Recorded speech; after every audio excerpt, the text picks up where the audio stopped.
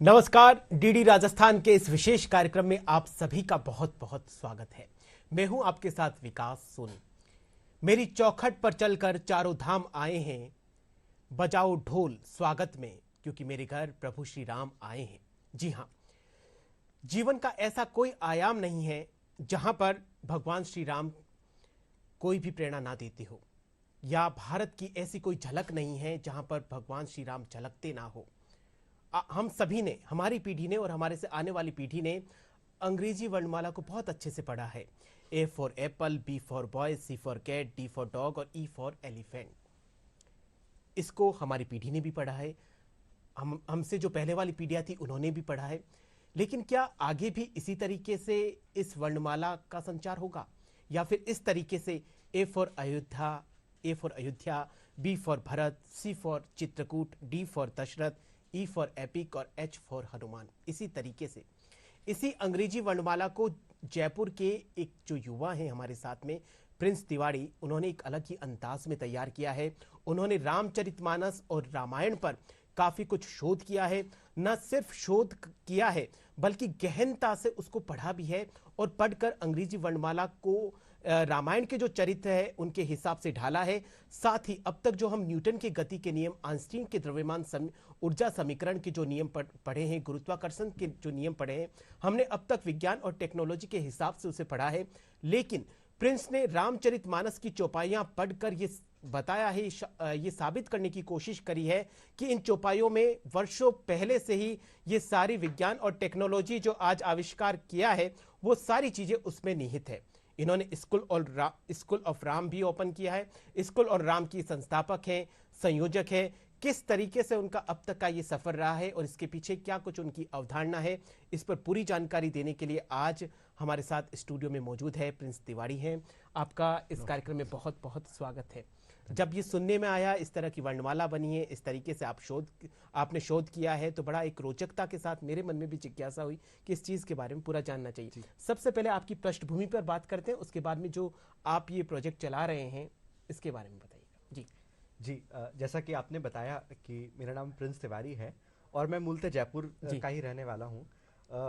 आदर्श विद्या मंदिर विद्या भारती के विद्यालय से मेरी पढ़ाई हुई और मैं काशी हिंदू विश्वविद्यालय बनारस हिंदू यूनिवर्सिटी से मेरा बैचलर हुआ है और मैं अभी वहाँ पर स्नातकोत्तर हिंदू अध्ययन का विद्यार्थी हूँ। और मैंने भगवान प्रभु श्री राम जी के जीवन पर एक विद्यालय की शुरुआत की है। 24 मार्च 2021 को ये विद्यालय शुरू हुआ, लेकिन इसकी पृष्ठभूमि उस दिन लिखी गई जिस दिन राम मंदिर में वहाँ जो मंदिर का निर्माण होना है इसका फैसला न्यायालय में आया। वो दिन था 9 नवंबर 2019 का, और उसी दिन कॉलेज के विद्यार्थी हम लोग बैठ करके कुछ बातचीत कर रहे थे और एक चर्चा वहाँ पर चल उठी कि यहाँ पर क्या केवल भगवान राम का मंदिर बनना चाहिए या वहाँ कोई अस्पताल, वहाँ कोई विश्वविद्यालय या ऐसा भी कुछ और वहाँ पर बनाया जा सकता है। लेकिन मुझे विचार में आया कि राम क्या है, वास्तव में ये युवा पीढ़ी तक जाना चाहिए, और मैंने उसी दिन एक फेसबुक पेज बनाया और उसका नाम रखा स्कूल ऑफ राम। हाँ, मंदिर बना रहे हो, मंदिर के पीछे जो आदर्श है उसको कैसे एक पीढ़ी से दूसरी पीढ़ी। जी, तो उस स्कूल ऑफ राम का नाम मैंने जब रखा तो मुझे लगा कि अब राम को पढ़ना चाहिए, और उस समय मैं मानस की चौपाइयां उस पेज पर डाला करता था। 2 साल तक मैंने लंबा एक अध्ययन किया, रामायण को पढ़ा, समझा, वाल्मीकि रामायण को पढ़ा, और न केवल वाल्मीकि रामायण, इसके अलावा कंबन रामायण, कृतिवास रामायण, और हमारे देश में और भी कई भाषाओं में कई रामायणें चलती हैं। मैंने उनका अध्ययन किया तो मुझे समझ में आया कि राम, जैसा कि आपने बताया कि दुनिया की ऐसा कोई आयाम नहीं है जिसमें राम हमें प्रेरणा ना देते हो। जीवन का ऐसा कोई पहलू नहीं है जिसमें राम हमें प्रेरणा ना देते हो। ऐसी कोई भावना भी नहीं है जिसमें राम की झलक ना हो। जी। और ये तो कहा जाता है कि राम इस भारत की प्रभात के प्रथम स्वर और यहाँ की पहली अनुगूंज है, सबके हृदय में निवास करते। जी। तो ये जो पहला स्वर यदि हमारे सुबह का निकलता है वो भी राम राम होता है। तो मैंने उन्हीं के जीवन पर ये विद्यालय बनाया और 24 मार्च को इस विद्यालय की शुरुआत की। क्या है स्कूल ऑफ राम का कंसेप्ट, क्या है, विस्तार से समझाइए। जी, स्कूल ऑफ राम एक ऐसा विद्यालय है, जैसा कि भौतिक रूप से एक विद्यालय बना पाना हमारे लिए संभव नहीं था, तो मैंने ऑनलाइन ही एक विद्यालय का एक पूरा प्रारूप तैयार किया जिसमें ABCD से लेकर के physics, chemistry, biology, philosophy, psychology और यहाँ तक कि भूगर्भ विज्ञान, गणित और ऐसी कई सारे विषय हम रामायण पर पढ़ाने वाले हैं और हम पढ़ाते भी हैं। और धीरे धीरे और उस पर शोध चल रहा है, तो हम कई सारे कोर्सेज और बनाने वाले हैं। मास कम्युनिकेशन इन जर्नलिज्म हम रामचरितमानस को आधार बना करके पढ़ाते हैं, उसी के इर्द गिर्द रहेगा जो भी आप सिलेबस में जो भी। जी, जैसा कि आपने बताया कि बच्चे पढ़ते थे F for apple, B for ball, C for ये पीढ़ियां पढ़ती हुई आ रही है जी, लेकिन आपको लगता है कि आगे ये चेंज होगा, रूपांतरण होगा? हाँ बिल्कुल, ये चेंज होना चाहिए। और हमने तैयार किया A for Ayodhya, B for Bharat, C for Chitrakoot, D for Dashrath, E for epic, F for fire जो यज्ञ की अग्नि है, जी फॉर गुहा। इस प्रकार से पूरी एक अल्फाबेट बनाते हुए, और अब तो हम काफी आपकी जो वर्णमाला है जो आपने रामायण के चरित्र को लेकर बनाई, काफी सुर्खियां बटोरी। एक बार आप ए से जेड तक क्या क्या है बताइए। जी, जैसा मैंने बताया कि ए फॉर अयोध्या है, बी फॉर भरत है, सी फॉर चित्रकूट है, डी फॉर दशरथ है, इसी के अलावा ई फॉर एपिक है, एफ फॉर फायर मतलब यज्ञ की अग्नि है, जी फॉर गुहा है, H for Hanuman, I for Indrajit है, जे फॉर जनक है, के फॉर केकई है, एल फॉर लक्ष्मण है, एम फॉर मंथरा भी हो सकती है, मंदोदरी भी हो सकती हैं, एन फॉर नल और नील है, ओ फॉर ओबीडियंस यानी जो आज्ञाकारिता भगवान प्रभु श्री राम से हमें सीखने को मिलती है, पी फॉर पुष्पक विमान है, क्यू फॉर रानी कौशल्या, क्वीन कौशल्या के रूप में हम उनको पढ़ सकते हैं, R for Ravan, S for Sugriv, T for Tulsidas, U for Urmila, और V for Vishwamitra, W for war जो युद्ध, जिस युद्ध के कारण भगवान प्रभु श्री राम ने रावण पर विजय प्राप्त की, और एक्स फॉर वो एग्जाम्पल जो भगवान राम ने इस पूरी दुनिया में सेट किए। इसी प्रकार से वाई फॉर यम, और जेड फॉर जेड जो खराटे जिस तरह से रावण लेता था। तो मतलब इस जो वर्णमाला को पढ़ा जाए और इनको आपस में ही अगर जोड़ दिया जाए तो रामायण काफी हद तक वैसे भी समझ में आ जाती है। हाँ बिल्कुल, बिल्कुल जी। इसके अलावा और कुछ, जैसे आपने भौतिकी का नाम लिया कि फिजिक्स के क्षेत्र में जो गुरुत्वाकर्षण का सिद्धांत है, जो न्यूटन ने गति के नियम दिए, उसको किस तरीके से आप समझाना चाहेंगे? देखिए, तुलसीदास जी ने जब ये रामचरितमानस लिखी थी, और मैं इस मंच से कहना चाहूंगा, तुलसीदास जी का जो रामचरितमानस का ग्रंथ है वो ऐसा ग्रंथ है जिस पर सबसे अधिक शोध और उस पर रिसर्च हुआ है। और तुलसीदास जी ने उस समय जो रामचरितमानस की जो चौपाइयां लिखी वो आज के युग में भी प्रासंगिक हैं। तो तुलसीदास जी ने एक चौपाई है, सुंदरकांड में ही आती है, जेहि गिरिड चरण देहि हनुमंता, चले सोगा पाताल तुरंता। तो न्यूटन ने जो एक गति का नियम दिया, गति के 3 नियम दिए, उसमें तीसरा नियम है क्रिया प्रतिक्रिया का, कि हर एक क्रिया की अपोजिट एक प्रतिक्रिया होती है। तो तुलसीदास जी ने भी अपनी चौपाइयों में बताया है कि जिस प्रकार से हनुमान जी जिस पर्वत पर चढ़ करके और वहां जिस गति से उन्होंने अपना पैर पृथ्वी उस पर्वत पर मारा, तो वो जो पर्वत था, जो भूमि थी, वो पाताल में धसी और उसी गति से उठ करके वो वहां पर समुद्र के पार गए। तो ये भी क्रिया प्रतिक्रिया का एक बेहतरीन उदाहरण हो सकता है। तो हम मानस की चौपाइयों को भौतिक विज्ञान के सूत्रों का आधार बना करके, और यहाँ तक कि जो भौतिक विज्ञान की जो गुत्थियां हैं, मैं भी फिजिक्स का विद्यार्थी रहा हूँ, तो जो भौतिक विज्ञान के जो सिद्धांत होते थे वो हमें समझ नहीं आते थे, तो हमने उन भौतिक विज्ञान की गुत्थियों को मानस की चौपाइयों से सुलझाने की कोशिश पहले आपने फिजिक्स पढ़ी जो पढ़ाई जाती है स्कूल कॉलेजों में, इसके बाद में आपने रामायण के आधार पर उस फिजिक्स का एनालिसिस किया एक तरीके से। जी आपने न्यूटन की गति के नियम को बताया, एक और मृग मरीचिका जो दिखा, अपवर्तन का जो सिद्धांत है, कोई भी चीज पानी में जाने पर वो उठी हुई दिखाई देती है या अपने स्थान से हटकर दिखाई, उसके बारे में कौन सी चौपाई और क्या कुछ? हाँ, मानस में उत्तरकांड में चौपाई आती है, त्रिसा जाई वरु मृगजल नाना, वरु जामई सर सीय निधाना। तो उसमें बताया गया कि जिस प्रकार से मृग मरीचिका का जो जल होता है उसको देख करके मनुष्य की प्यास भले ही बुझ जाए, या ऐसा भी कहा जाता है अंधकार प्रतीत होता है, होता नहीं है, अंधकार वरु रभई नसावे, यानी कि उस अंधकार को भी, अंधकार जो है वो सूर्य को भी अपने आप में नष्ट कर ले, लेकिन राम विमुख न जीव सुख निधाना, मतलब उस मनुष्य को राम के बिना सुख नहीं मिल सकता, राम की आराधना के बिना सुख नहीं मिल सकता। तो जो बताया मृग मरीचिका का जो जल है, यानी वो आभासी जल के रूप में जिस तरह से हमें भी दिखाई देता है, तो तुलसीदास जी ने उस चौपाई में उस मृग मरीचिका का भी उल्लेख किया, जिसके बारे में हम पढ़ते हैं। जी, एक भूत चुंबकत्व के बारे में भी आपने कहीं जिक्र किया है कि इस चौपाई में, जो रामचरितमानस की चौपाई है, उसमें जो भूमि का चुंबकीय बल है उसके बारे में भी विस्तार से हाँ, ऐसी बहुत सारी चौपाइयां हैं, जैसे ऊर्जा रूपांतरण पर चौपाइयां हैं हमारे यहाँ। ऊर्जा की जो जिस तरीके से बताया जाता है कि सगुण और निर्गुण 2 प्रकार के ब्रह्म हैं हमारे यहाँ, और इसी प्रकार से ऊर्जा भी 2 प्रकार की, एक ऊर्जा है जो पदार्थ के अंदर ही अपने आप में रहती है और वो बाद में हमें दिखती है। तो मानस की बालकांड की एक चौपाई है कि एक दारु कथ देखई एकु, पावक समझुक ब्रह्म विवेकु। जिस प्रकार से निर्गुण ब्रह्म के समान वो ऊर्जा है, जैसे काष्ठ की एक लकड़ी होती है, उस लकड़ी के अंदर भी अपनी एक ऊर्जा होती है, जब उसे अग्नि का स्पर्श कराया जाता है तो फिर वो ऊष्मा में परिवर्तित हो जाती है। तो निर्गुण ब्रह्म भी उसी प्रकार है, जो होता तो है लेकिन हमें दिखाई नहीं देता। जी। एक वो जो ओरा बनता है उसके बारे में आप बता रहे थे। हाँ, ऐसी बहुत सारी है, और मैं तो कहूंगा कि मानस की एक एक चौपाई, मैं आपको बताना चाहूंगा कि 42 बार रामचरितमानस में विज्ञान शब्द का प्रयोग किया गया है। अच्छा, और इसके अलावा जो चौपाई को ध्यान हम पढ़ते हैं और पढ़ के भूल जाते हैं या फिर उसका दोहराव करते रहते हैं, लेकिन उसके पीछे चौपाई के पीछे का जो मर्म है वो समझ नहीं पाते, ना समझने की कोशिश करते हैं। जी जी। तो मुझे ये लगता है कि अयोध्या में भगवान प्रभु श्री राम का भव्य मंदिर बन रहा है और अनेक संत सत्पुरुषों का एक संकल्प था कि अयोध्या में भव्य प्रभु श्री राम का मंदिर 500 सालों से लगातार संघर्ष चल रहा था, वो 22 तारीख को दिवाली, जी, वो पूरा होने वाला है। लेकिन क्या केवल भगवान प्रभु श्री राम के मंदिर बनने से ही सब कुछ हो जाएगा क्या? लेकिन हमारा ये उद्देश्य था कि राम का मंदिर तो बने, लेकिन लोगों के हृदय में भी वो अयोध्या तैयार हो। तो मुझे लगता है कि शिक्षा एक ऐसा माध्यम है जो भगवान प्रभु श्री राम के आदर्शों को, उनके संस्कारों को जन जन तक लेकर जा सकता है। और यदि हम अपनी शिक्षा व्यवस्था में हम यदि रामायण के संस्कारों को डालें तो मुझे लगता है कि हर पीढ़ी में राम तैयार हो सकते हैं। हर माँ चाहती कि उनका बेटा राम जैसा हो, बिल्कुल, और हर उनके आदर्शों का पालन करे। जी, हर पत्नी चाहती कि उसका पति राम जैसा हो। भगवान श्री राम एक पिता के रूप में, पुत्र के रूप में, पति के रूप में, हर एक में सर्वश्रेष्ठ भूमिकाएं उन्होंने, जो भी भूमिका मिली उनको निभाया है। आपका जो स्कूल ऑफ राम है उसको कैसे, मतलब किस तरीके से आपने उसको डिजाइन किया, अभी कितने स्टूडेंट जुड़े हुए हैं, ये थोड़ा कंसेप्ट क्या है? हाँ, स्कूल ऑफ राम का जो हमने प्लेटफॉर्म बनाया है वो पूरा ऑनलाइन ही आधारित है और हम निशुल्क सर्टिफिकेट कोर्सेज और वो सब चलाते हैं। जैसे इसके ऑनर भी आप ही हैं? हाँ जी जी। और कौन सा सिलेबस होगा सब कुछ डिसाइड आप ही करते हैं? जी, हम ही लोग डिसाइड करते हैं और मेरे साथ हेल्प करने के लिए टीम है जो पूरी इसमें मेरी मदद करती हैं।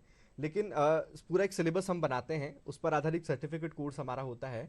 ऑनलाइन आवेदन आते हैं, उन्हें फिर हम ऑनलाइन क्लासेस के माध्यम से पढ़ाते हैं। देन क्लासेस खत्म होने के बाद एक परीक्षा होती है, परीक्षा के बाद हम उन्हें सर्टिफिकेट देते हैं। तो हमारे कई सारे कोर्स हैं जिसमें हम फिजिक्स प्रॉस्पेरिटी इन रामचरितमानस है, Ramcharitmanas ocean of science. Ramcharitmanas एक विज्ञान का समुद्र है जिसमें मनोविज्ञान भी है, रसायन विज्ञान भी है, भूविज्ञान भी है।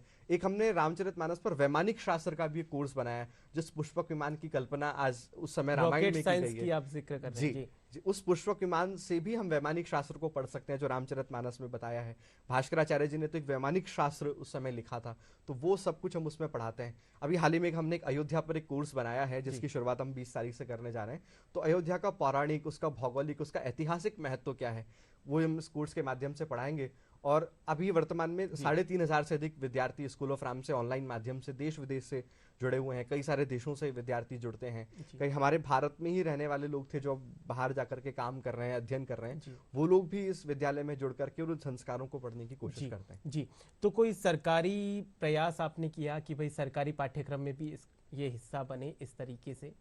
जी, हमारा प्रयास 2 साल से लगातार कार्य कर रहे हैं, तो कुछ सरकारी में आपने करने की सोची, सरकार से बात करने के बारे में? जी, हमने उत्तर प्रदेश में अयोध्या शोध संस्थान चलता है, उन्हें अपना ये पूरा परफॉर्मा हमने बना करके भेजा था। वहाँ के जो माननीय संस्कृति मंत्री हैं उन्हें भी हमने भेजा है। और इसके अलावा हम व्यक्तिगत रूप से भी प्रयास कर रहे हैं। मेरा विद्यालय मेरी अयोध्या, हम एक अभियान ऐसा चलाते हैं जिसमें हम विद्यालयों में जाकर के बालकों को लाइफ मैनेजमेंट, जीवन प्रबंधन के गुण रामायण से सिखाते हैं, भगवान श्री राम के आदर्शों को ध्यान में रखते हैं। जी, हमने एक राम कथा की रंगशाला करके एक कार्यक्रम शुरू किया है जिसमें हम रामायण के पात्रों पर आधारित एक नाट्य प्रस्तुति विद्यालय के बच्चों को 10 दिन तक हम उन्हें प्रशिक्षण देते हैं और फिर उसकी नाट्य प्रस्तुति करना उनको सिखाते हैं। तो मुझे लगता है कि अभिनय एक ऐसा माध्यम है, यदि हम उस पात्र को जीने की कोशिश करते हैं तो मुझे लगता है कि कुछ उसका 1-2% तो उन बालकों के जीवन में भी आएगा, भी आ जाता है। और जब वो अभिनय करते हैं तो अपने मन में पहले अपने अंदर भी उतार लेते हैं उस चरित्र को। तो मुझे लगता है कि उस राम कथा की रंगशाला के माध्यम से बालकों के मन में भी वो राम तैयार होगा,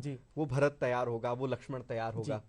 तो मेरा है ये प्रयास। आजकल के बच्चों की सबसे बड़ी समस्या चल रही गणित को लेकर। गणित जो विषय है उससे वो काफी पीछे भागते हैं और गणित की तरफ ध्यान देना भी नहीं चाहते, जितना हो सके उससे दूरी भागते हैं। क्या आपके जो स्कूल में ऐसा कुछ चल रहा है, गणित को रामायण में जो रामचरितमानस है, रामायण है, उसमें कुछ ऐसी कुछ चौपाइयां हैं या गणित को सरल तरीके से, जैसे कुछ सरकारों ने प्रयास किया वैदिक गणित भी लेकर आए? जी, मुझे मतलब हम इस पे धीरे धीरे और प्रयास कर रहे हैं। एक भी तो हमारा 2 वर्ष हुआ ही है, पूरा 3रे वर्ष में हमने प्रवेश किया है। लेकिन हाँ, जैसे हनुमान चालीसा की कुछ चौपाइयां हैं, युग सहस्त्र योजन पर भानु लीलो ताहि मधुर फल जानो, यानी कि पृथ्वी से सूर्य की दूरी उस चौपाई में ही बता दी गई है। तो हम मानस में भी गणित के बहुत सारे सिद्धांत खोजने की कोशिश कर रहे हैं और उन्हें भी जल्द हम वैदिक गणित का जो कंसेप्ट है उसको लेकर क्या कुछ है? वैदिक गणित में भी यही था क्या?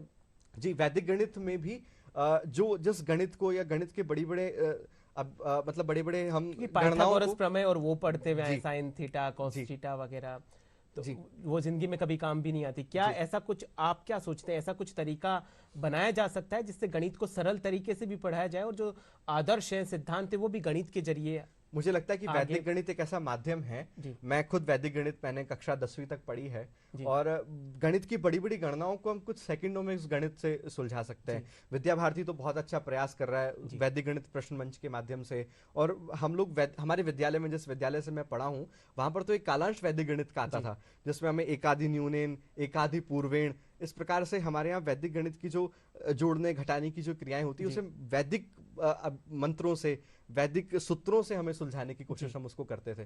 तो एक अच्छा माध्यम हो सकता है वैदिक गणित।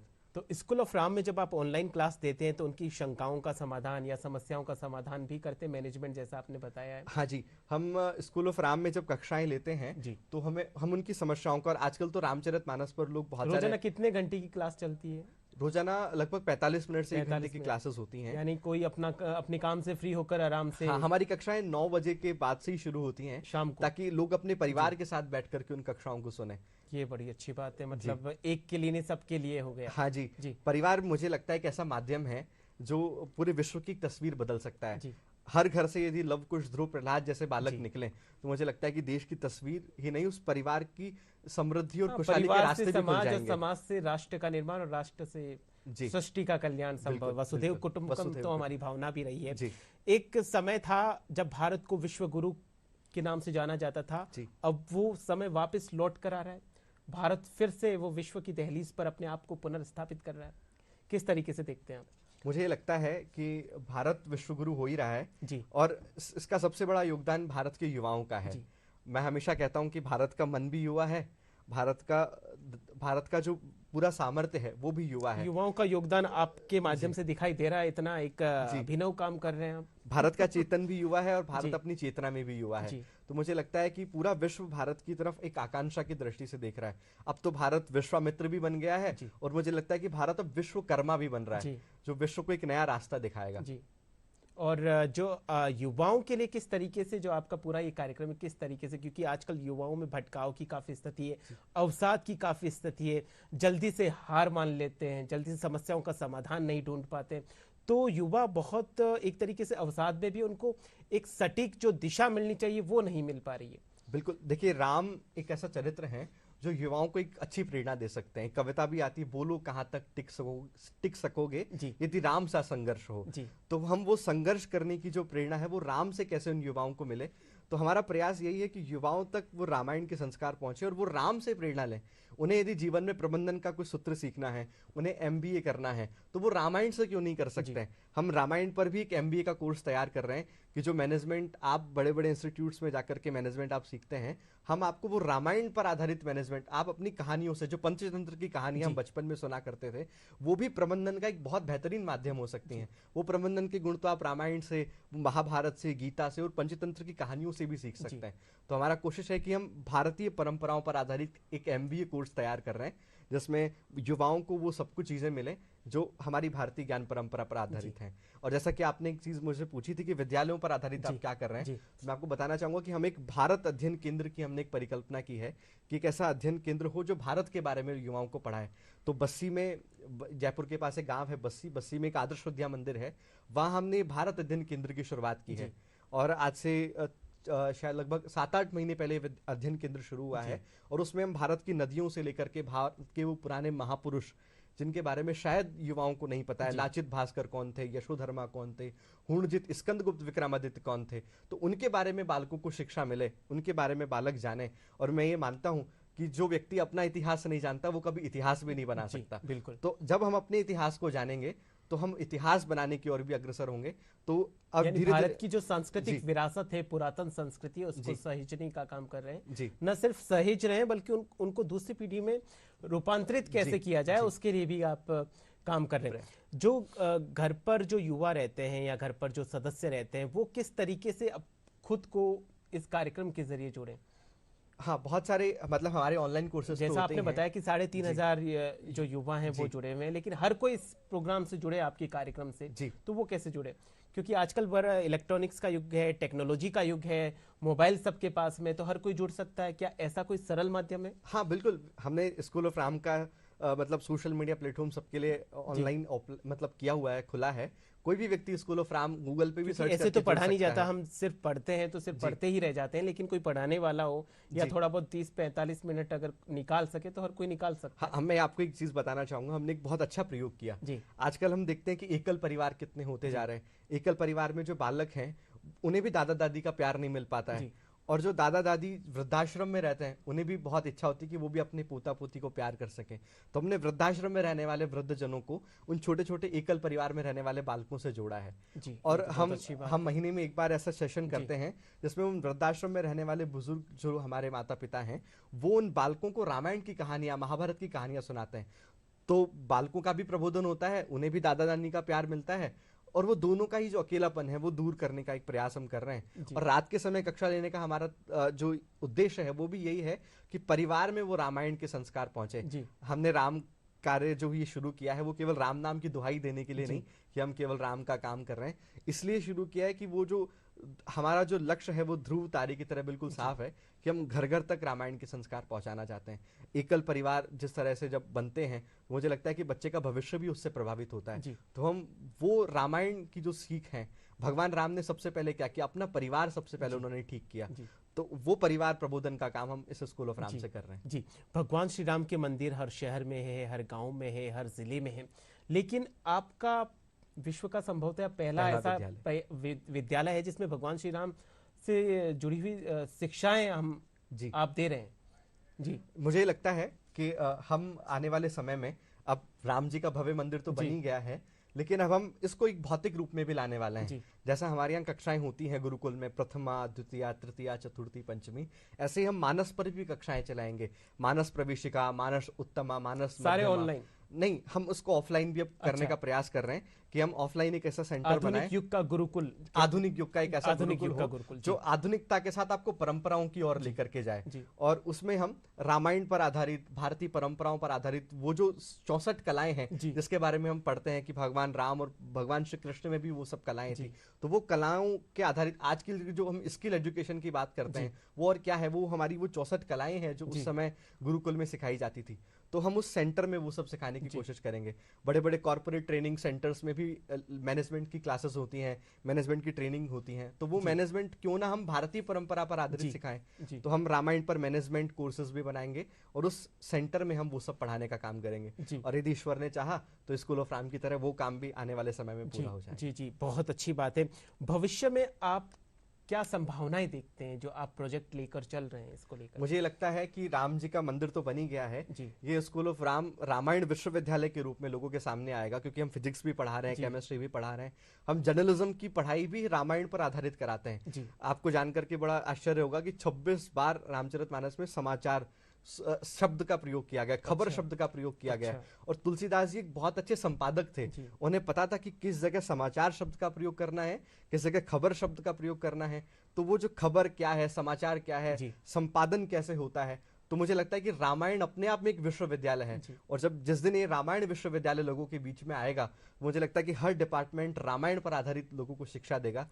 उन्हें जर्नलिज्म भी पढ़ना है तो वो रामायण से सीखें, उन्हें फिजिक्स में फिजिक्स ऑनर्स पढ़ना है तो वो फिजिक्स रामायण से सीखें, उन्हें बॉटनी की पढ़ाई करनी है। हम आने वाले समय में जून में कोर्स लाने वाले हैं जिसमें हम रामायण कालीन पौधों के बारे में पढ़ाएंगे, उन पौधों का औषधीय महत्व क्या होता है, और वो सब ओवरऑल 360 डिग्री के ऊपर सब कुछ रिसर्च करके आप सबके सामने रखना चाह रहे हैं। आप तो खैर प्रोग्राम चला ही रहे हैं, क्या आपको लगता है कि सरकार को भी ऐसे प्रयास करने चाहिए, रामायण से संबंधित जितनी भी चीजें हैं तो उनके चैप्टर हर क्लास में जोड़े जाएं? बिल्कुल, रामायण से संबंधित चैप्टर्स हर क्लास में जोड़े जाने चाहिए।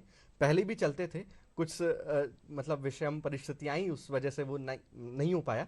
अब मुझे लगता है, मुझे पूरा विश्वास है कि ये फिर से आएगा, और मुझे लगता है कि ये प्रयास समाज को भी करना चाहिए। जो विद्यालय के संचालक हैं, प्रधानाचार्य हैं, उन्हें भी वो संस्कार बालकों में डालने के लिए आपको एक रामायण प्रश्नोत्तरी आप अपने विद्यालय में आयोजित करिए।